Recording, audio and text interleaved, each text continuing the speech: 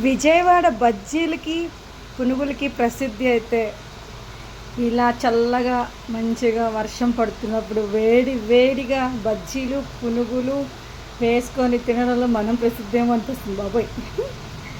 బాగున్నాయి కదా. పునుగులు అయితే సూపర్గా వచ్చినాయి, చిన్న చిన్న పునుగులు. బజ్జీలు కూడా చాలా బాగా వచ్చినాయి.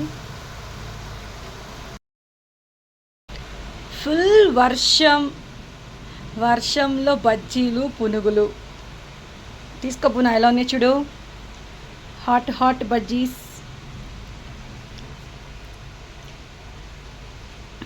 వేడిగా ఉందా జాగ్రత్త.